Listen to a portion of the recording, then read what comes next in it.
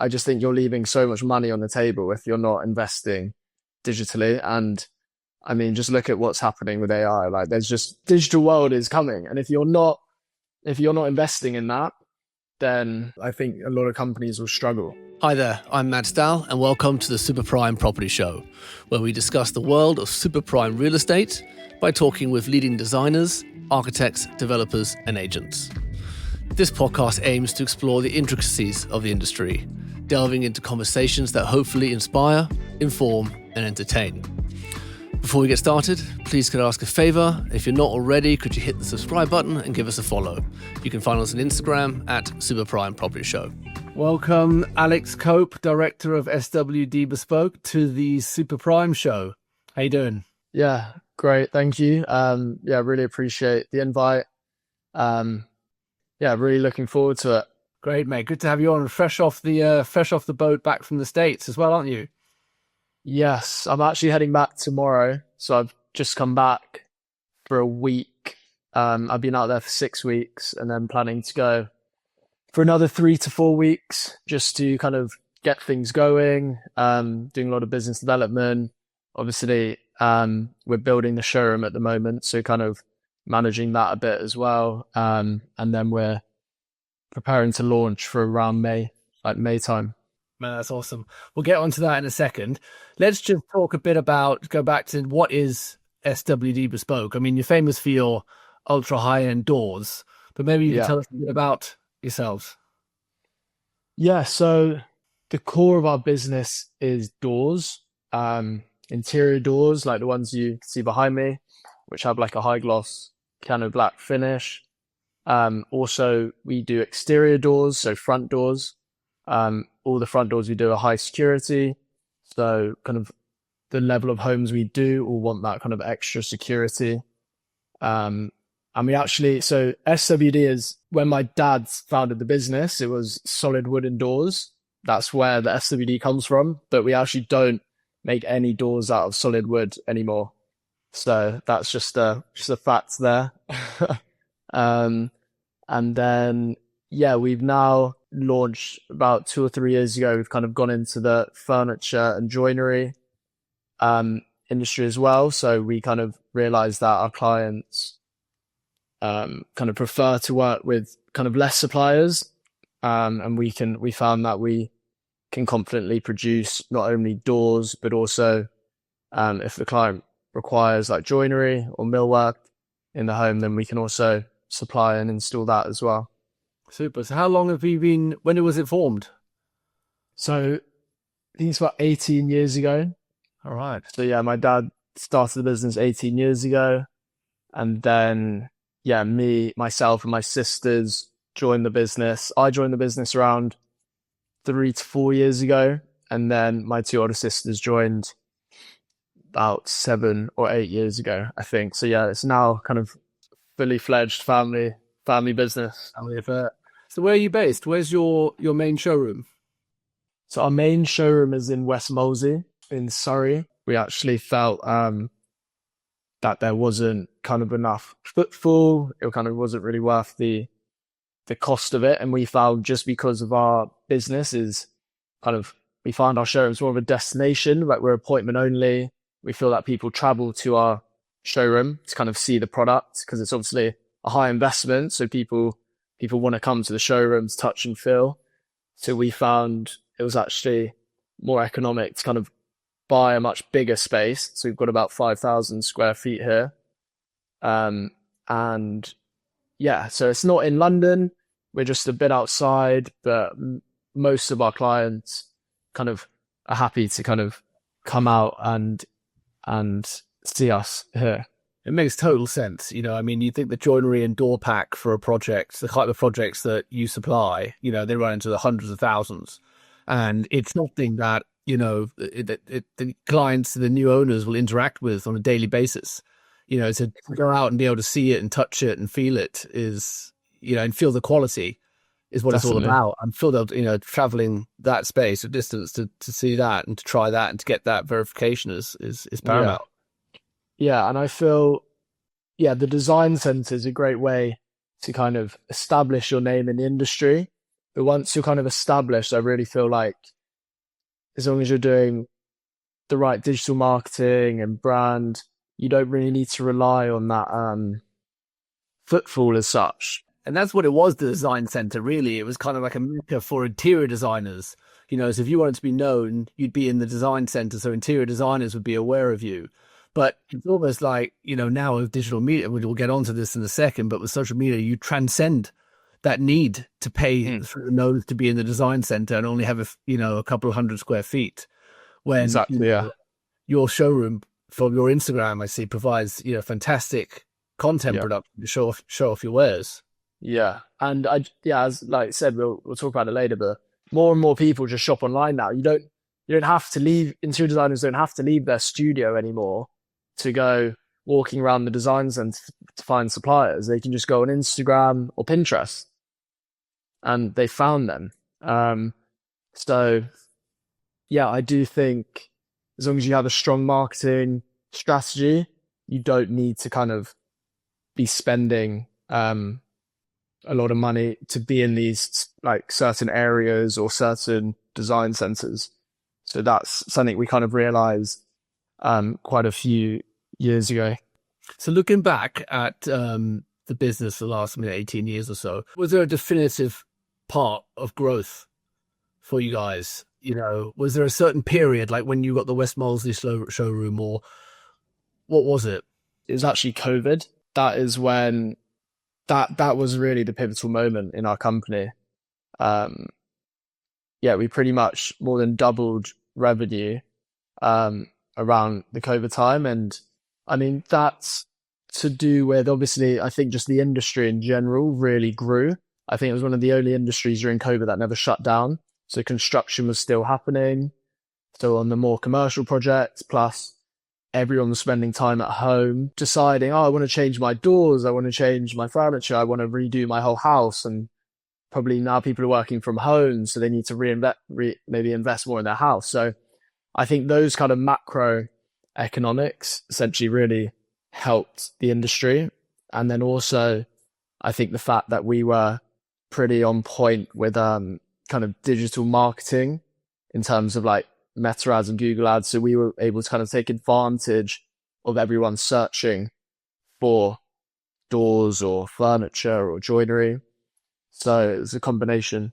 Because you obviously were ahead of the pack, I think, for a lot of, people in your space on social media, particularly, which set you up perfectly for COVID. When was it that was there like a pivotal time or moment where you and your family or you and the other directors decided that, this is something we need to focus on? Yeah. Essentially when I joined the business kind of as like the marketing kind of manager, I suppose then. And then I realized that we could be doing a lot more in terms of digital. At the time, I think we were running SEO and Google ads, but we weren't running Meta ads, which the difference between Google and Meta, Google's like search. So you can search doors and will come up. So that's really great because you've got a high intent person who wants doors. But then with Meta, it allows you to, because our product imagery is so good, we have so many case studies, like they're such beautiful designs. With Meta, we can really like, because it's obviously a creative ad, it comes up on your Instagram and you can see it. So we're really pushing these designs, which I think then allowed people to kind of almost be more inspired, because maybe people don't realize that you can get these doors when they're searching for doors. But by obviously pushing it out, these designs, then I think we were kind of seen by more people. And you can obviously target the right type of people. So you can target the interior designers, you can target the high net worth individuals who maybe were sat in their home during COVID and then see this high gloss door behind me and they're like, wow, I want that, right? So it's amazing, isn't it? How it, like Meta particularly, has changed the way that we all, have the opportunity to win business. Because, back in the day, you'd think like for us as contractors, we'd be whoever the architects or the designers put forward, and you guys, it was the same. It'd be whoever the designer spec'd or the architect said, we should use these guys. We've worked with them before. Whereas now it gives us the opportunity for clients to come along and say, no, I want to work with that contractor, or I want SWD bespoke doors. Um, you know, 100%. and it's the biggest change in our industry, from a business perspective. Let's just talk about your product quickly. So you guys design them all in-house? So we're kind of the USP of our business is we're bespoke. So we really work with like contractors like yourself or interior designers or architects, and they'll usually send their design, and we can produce that for them, or we can work with them on kind of modifying it. So yeah, typically we'll work with the designer and use their designs, but actually we're now working on kind of producing our own collections. So I believe next week we're actually bringing out our first kind of official collection, because it's something we've been doing. We just haven't really like been pushing out designs. So yeah, it's interesting you say that. We really want to kind of be more at the design front as well. Not just like we're your kind of manufacturing partner.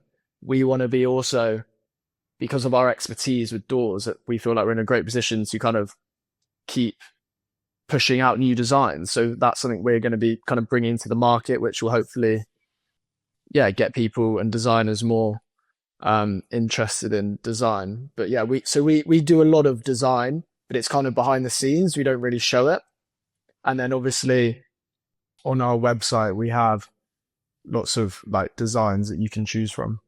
So I think as well, there's two markets from a business perspective. There's two market segments really for, again, for people like us and for yourselves, that, you have the segment where the client is doing a large project and they've gone through it with an architect or a designer. And like I said, you get sent plans, this is what the designer is spec. Can you build these doors? Can you build this joinery? It's your standards. But then you have the other sector, which is growing all the time, where people just undertake projects on their own. And the reality in London, for example, that could be a 3, 4, 500,000 pound project, which is just, redecorating the house, new joinery, new doors, a couple of new bathrooms, Yeah. etc.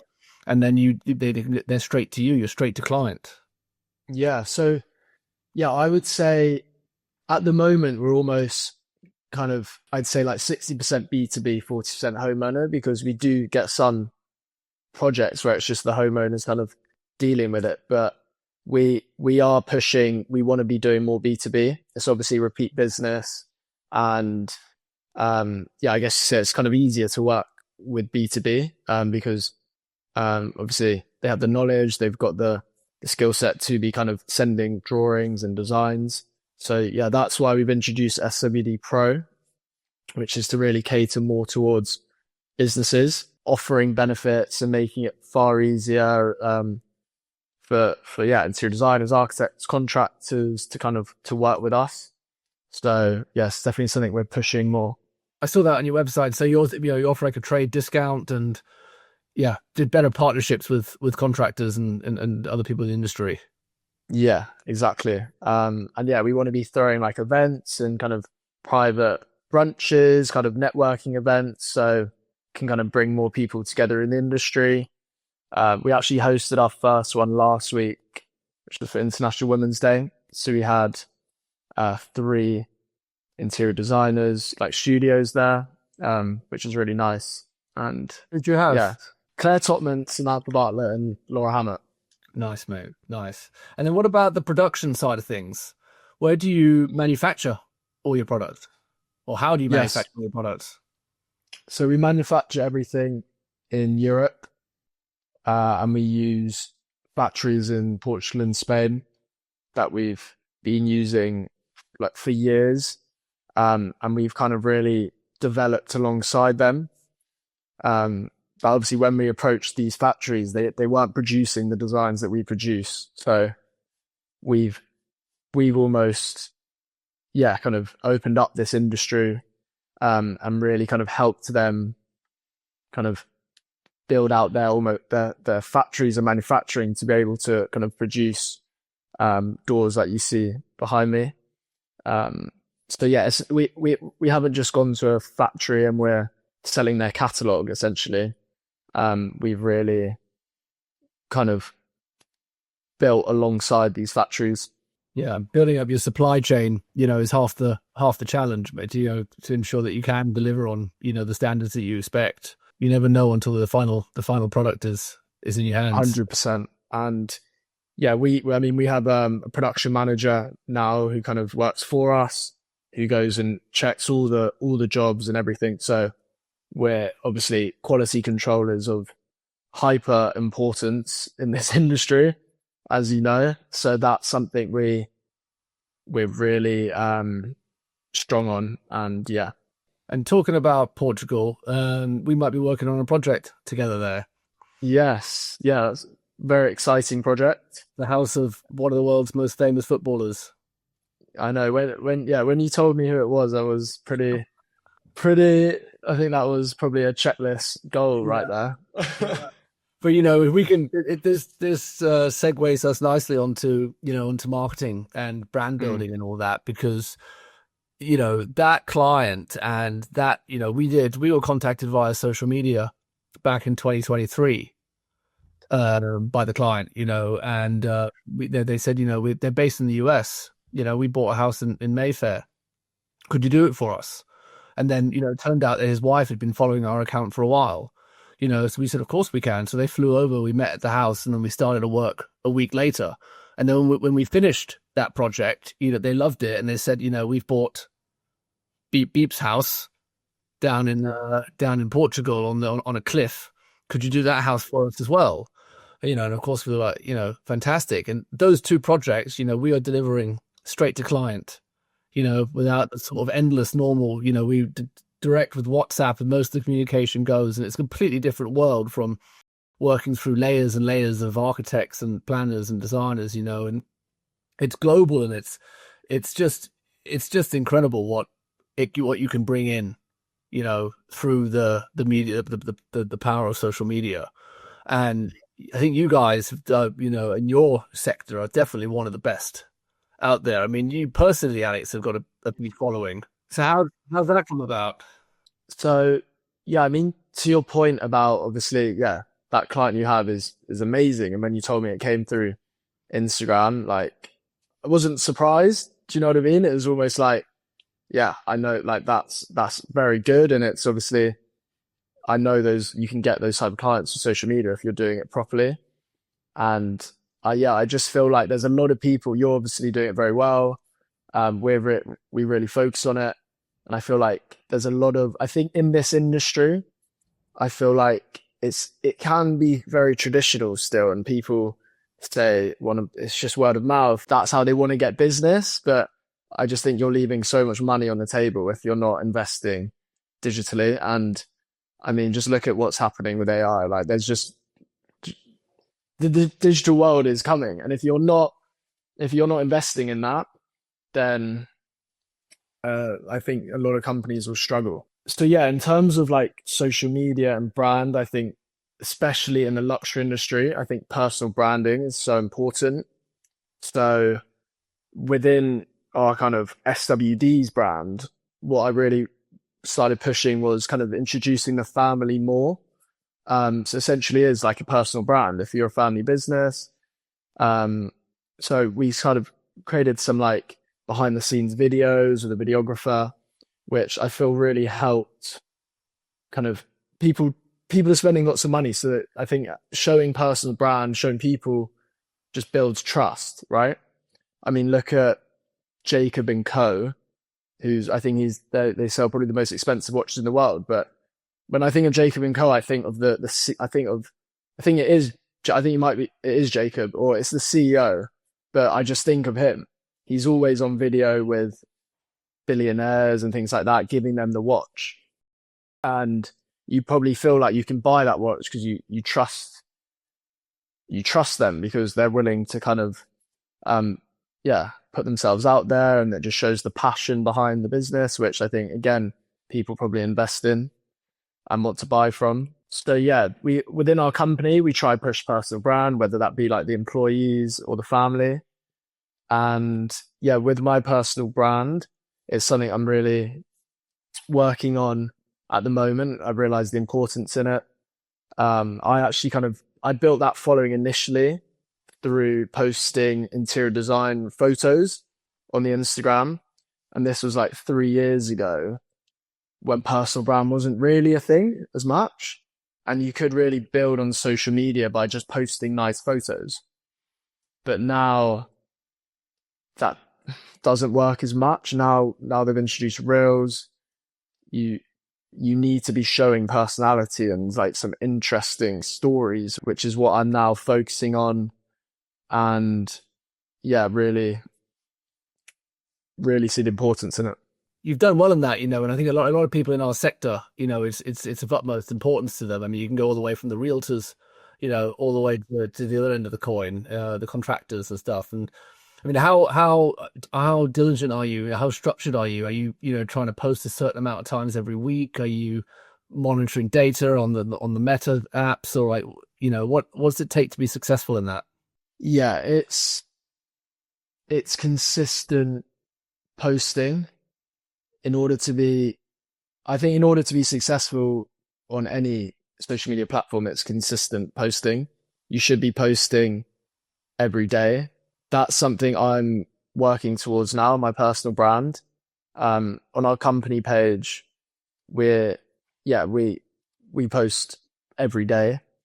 And then on the personal brand, I'm, I'm getting there. Obviously it's kind of something I newly started with in terms of the personal brand, but I want to be building that up to be posting consistent content every day. And yeah, that's what it takes to really get to kind of grow on social media. Because I mean, when I grew the following with interior design photos, I was posting 4 times a day because it was just republishing content. But obviously, to be posting consistent content that you have to create is obviously a bit trickier, but it's definitely something you should be investing in. And yeah, it might take kind of hiring a videographer. It might take hiring a social media manager just to manage your own personal brand as just not just your company's. Because yeah, I think the way it's going, I mean, not even, I mean, this has been happening for years, but people build companies off personal brand. Like Elon Musk, they don't spend any marketing budget on Tesla. It's all through him. And I think there's just so many examples of that where you can really build business and generate real revenue just through your personal brand. Yeah. And people don't get is that it takes time. You know, you can't just suddenly one day think, okay, right, you know, now it's time to do it and turn it on and expect results overnight. You know, this is the human, you know, even with AI and everything, this is the real human element. It takes time to build trust, you know, with the people who are interested in whatever you're offering or whatever content you're providing, you know, whether it's inspirational or aspirational. But it takes real work. You know, it takes real work. Like you just say, you know, talking about just going from reposting content to actually, you know, really putting yourself out there, you know, and sharing what you're on. And it's very, I mean, I thought your expansion into the US is providing some excellent content. Yeah, I really enjoy following and seeing how it's going over there. thank you. What's it like over in Palm Beach? Yeah, it's obviously very exciting. Yeah, we can see like a big gap in the market for our product. Entering a new market is not I wouldn't say it's as plug and play as you think it is. I mean, but there's different terminology, there's different cultures, different ways of purchasing, there's different ways of there's a lot of nuances to entering a new market, which has obviously been interesting to learn. But yeah, I think it's good. We're very confident in it, in the kind of US, because we've already done quite a few projects in the US and we weren't actually marketing into the US. We weren't putting any budget towards it, and they just found us through Instagram and Pinterest. So they just found us organically. And I mean, the first few big orders we did all specified these high gloss doors, which kind of really led us to kind of looking into the US market. And then I mean, this has been going on. We've been doing market research for probably 2 or 3 years. So we haven't just jumped into it and gone straight into it. Like I went and visited New York. I went and visited LA. I went and visited Miami like 3 or 4 times to really decide on where the best market was. And then we actually decided on kind of Miami as the place.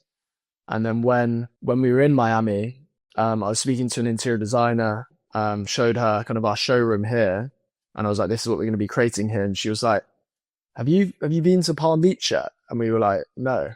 And then we basically got the Bright Line over there, um, and did a kind of a tour around Palm Beach with a commercial agent.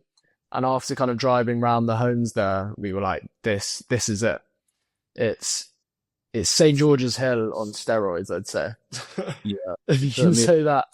Because I It's mean, it's these huge homes, but they're on the water. They're on the like they've got their own private beaches, so that it's yeah. The scale of homes there was just mind blowing. I think that is those are the projects we see align most with our product and craftsmanship.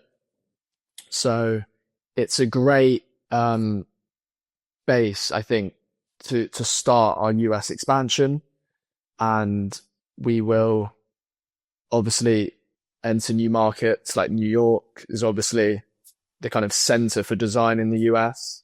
I also hear Dallas is really booming at the moment.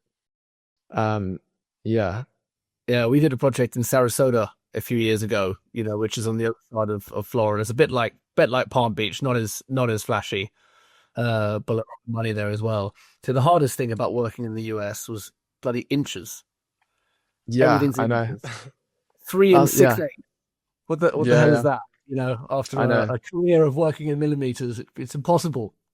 Exactly. Like that's the thing with terminology. Like they don't call joinery, it's millwork. So now I keep I mean, the door each like architrave is casing and everything is different. So these are the kind of nuances that you've got to kind of understand and realize. So what about the practical nature of having a base in the States? I mean, have you opened a like an LLC? Have you got a US Yeah. company then? Yes, you've opened a US based company which you're trading through. Yes. So yeah, Okay. we've set up an LLC. So yeah, we obviously approached lawyers and we kind of got them to set up all the correct companies and get the correct contracts in place and everything. I also saw you were looking for a head of US sales. Yeah, Yeah, that's big. yeah. That's So big. You need the right that's candidate for that. exactly that's what we're recruiting for at the moment. And yeah, it's such an important hire. Are you looking for It's someone like, because obviously the level that you're at, what kind of background would that person have? I guess there'd be an interiors background, an architect background, or I think it's definitely a benefit to have experience in the industry. One benefit is having clients already, having like a they've already dealt with our clients, so they can kind of just hit the ground running, approach them, grab the like low hanging fruit. Um, and then I think, yeah, you really do need to understand the industry. Like within our industry, there's so many like nuances to it. Like even with business development, like in order to a lot of the time to kind of speak to an interior designer or close deals with them, you've got to go do a lunch and learn at their offices and do all those things. There's all these things, and it really we are looking for that candidate who has done all these things, and if they've actually worked for a company who has entered into the US, then it's obviously um a bonus. But yeah, like you said, it's a very important hire. Um, you've only got kind of one chance to make good impressions, they say. So we really want to make sure we're hiring the right person. another big factor is strategic partnerships. We started as Knight Frank's official partner. And that was just a move because in a way it's the most cost effective way to leverage a business. Yeah. without heavy marketing spend, is to have a strategic partnership. And I How know, did that how did that come about? So what was the story there? well, we approached them, we just, we knew that they needed certain kinds of work done. We knew they had a portfolio for the super prime and prime sectors that were renting out, and what classifies as super prime is $5,000 a week in rental, so they needed someone to look after to that. So we offered our services to them, and then we became their partner, which meant when anyone was buying or selling through Knight Frank, the agents recommended us, if they needed work done post purchase, etc. And that, just by being their official partner, gave us that, be able to say that to other people, to say that to clients, to say that to people, that, as an instant validation, without having to, because they know the brand, they know everything. It was when Knight Frank were doing that big, your partner in property campaign. So they wanted to feel like they had all aspects covered.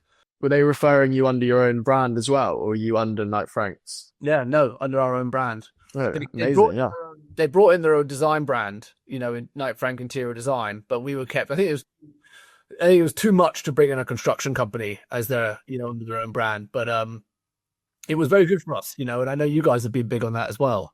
Yeah, I think strategic partnerships are, yeah, crucial in a business. We, yeah, in terms of like shoot partnerships, like collaborations is something we focused on a lot recently. So we did a collaboration with Sophie Patterson, who's obviously one of the top designers in the UK, who we've worked with before. And yeah, we just kind of allowed her to kind of use her design and kind of create her own collection, which is obviously amazing for us. It kind of gives that brand affinity. And we work together, so we're very aligned. And it's also kind of great for the industry and the market, and for her followers who want to kind of purchase her design and implement that into their home. So I think, yeah, collaborations between companies in terms of like marketing is, yeah, great for your company. And I think it's great for the industry. And then strategic partnerships are also crucial in terms of like business development. So obviously finding the right partners, you don't necessarily need to kind of be marketing this, but finding the right partners where your non-compete companies and their clients want your product and your clients will want their product, and you trust each other to deliver a great product or service. You should definitely be referring each other, and you should definitely be kind of incentivized almost to do that, I think. So setting up the right arrangements. Yeah. So what about, if I was a product-based business, I would, other than a service business, is that, the sort of influencer reach is something that I feel like every day, I see it, happening live, for businesses that I'm interested in. Like there's a sports supplement business in the US called BPN, based in Houston, in Austin. And, I read somewhere they were expanding into the UK, and I could just see it. You watch and you see this influencer or this, personality is then being sponsored by them in that one. And it's incredible the reach that you can get from doing that. I wondered, like, within your space, it's, you could find the right, the right individual, the right influencer in the design space or the home improvement space, could really catapult. Yeah, I mean, it's it's funny you say that. That's in the process of being done. Probably shouldn't reveal who it is yet, but essentially, because we're entering the US market, I found essentially probably the biggest influencer in the home improvement design space, who we're doing all the doors for her house in the US. So that's, I've realized the importance in that, in terms of you're entering a new market, you need brand awareness. And I think she's got 50 million followers across all her platforms, and they'll all be US based majority.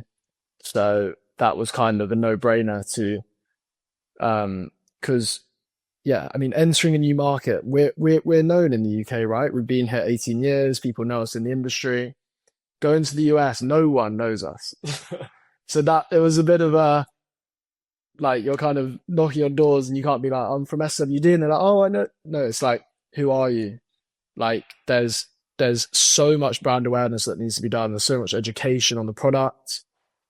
So yeah, influencer collaborations are super important because of the reach you get, and the reach you get is probably of a higher value than kind of different forms of marketing. Yeah. I mean, I'd love to take some guesses at who that is, but I won't. I won't put you in that. Yeah. And it's funny you talk about, we talk about all this stuff about digital media, and social media and brand building, and we talked at the start about showrooms, how important showrooms are, even for that project in Portugal, like for example, that we're with joinery and stuff, is that, people want to go and see it, and the showroom, that space is not dead by any means. You have to have these, these showrooms, and even those clients there, they were saying, we want to go see it. We want to go work on something. And even we're talking about with a client at the moment, again through social media, about a project in Rhode Island, on a beachfront project in Rhode Island. I know it's like a 20,000 square foot compound. And, I actually said to them, we were talking about this big exploratory meeting about all kinds of stuff, and I wouldn't hesitate to recommend sending them down to Palm Beach, because they would do that. They would take that as a weekend trip, and they would go and they would look into it. It's the same with we've sent them for stone. Looking at different yards, etc. People do that, and it's it's like the cornerstone of the bricks and mortar part of your brand. So you've got Palm Beach now, and then you're looking to expand into Austin, New York, LA.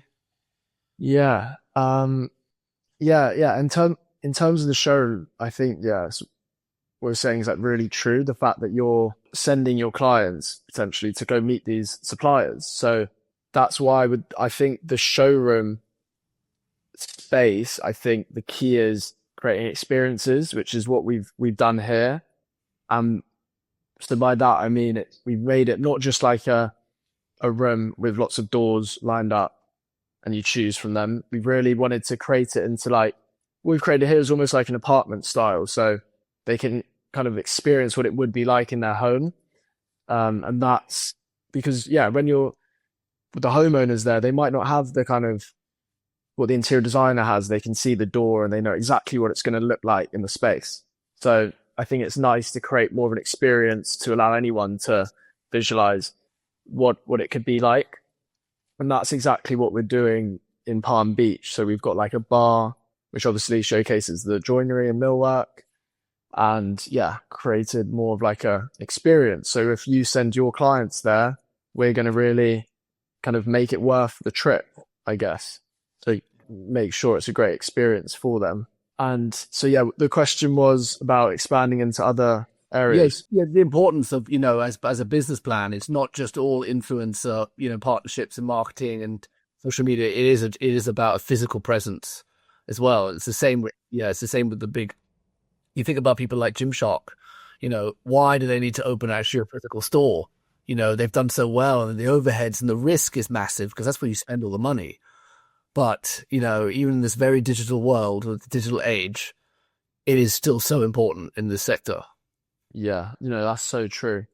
Yeah, digital is of vital importance. So to make sure you're not leaving any money on the table and the right people are finding you, because that's what you want at the end of the day.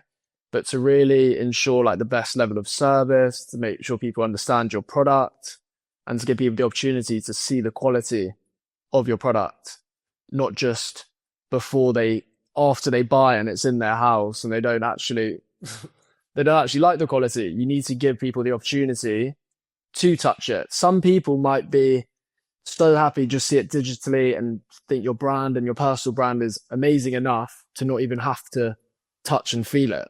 But for the percentage that want to do that, and actually that's part of the experience of building a home, isn't it? Being able to go to new suppliers and meet people and do all these things. So that's all part of the experience. So I would say vital importance, the physical showroom and the digital landscape, just they go hand in hand.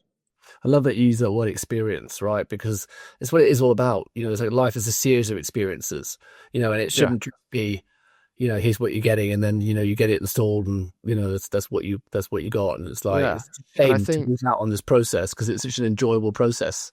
yeah. And I Mhm. think the fact that you're saying that you're sending your client to go meet these suppliers, I think that's an amazing thing. You're really, like, when you're building these homes, like, they're not just, it is like a massive thing in their life, right? They could be building their forever home, and they want to enjoy that process, and they probably want to, yeah, enjoy it. No Go, matter how rich you are, you still see your family in the kitchen, using the kitchen products. You still see that you and your partner share this. It's like it means the same to everybody on a real human level. Uh, and I think that a lot of people just don't understand that. And that's yeah, why, it's all just drawings, images, and then here you go is what you get. And they don't commit to the experience level, which I think you're doing very well in. So Alex, mate, what's next for SWD? What's the next 5 years going to bring? the next 5 years, I don't want to say global domination. That might be a bit, a bit much, but You can say that. I think, yeah, or yeah, we can say global domination. But what that means is, I think we really believe in the quality and service that we provide, and we want to kind of share that with the world, not just the UK, where we're doing most of our business right now. We're now bringing that to the US, and we want to be in all the kind of top locations in the US, and then that will eventually lead to the Middle East and different parts of the world where we believe our product would really align with kind of the construction that's going on in those parts of the world. So Surely it's really, in Dubai or Riyadh is on the yeah, table. yeah, I think so, for sure. Definitely, we'll start doing some business development there to kind of be assured that the market wants the product, and then, yeah, by all means, yeah, a showroom somewhere. Probably, again, maybe not in the Dubai Mall, but maybe in a Yeah, place where we think people will travel to. and warm experience. Alex, I look Yeah, forward to following it on social media. brilliant. Yeah, no, yeah, thank you so much. I mean, also really look forward to following your journey as well. And we'll work together in Portugal and hopefully the US soon as well. I hope so. We can do a workout at the campus or something in Yes, mate. Kinta. Yeah, I love it. yeah. And some paddle in Miami. Some paddle. Yeah, some paddle in Miami and Kinta. That's it. Not a workout. Let's do paddle. That's a good one. I love that. Yeah, Best networking thing ever. 100%. So good. 100%. So much better. Thanks so much for coming on the show, Alex. Appreciate it. Thanks, Mads. Cheers. Thanks, buddy. Thanks for listening to the Super Prime Property Show. Don't forget to hit the subscribe button to be notified of future podcasts. You can also follow us on Instagram at Super Prime Property Show, where you can keep up to date with all the forthcoming podcasts and guests. This show is brought to you in partnership with the Better Home Company. The Better Home Company provides exceptional construction and aftercare for luxury projects across the UK and EU.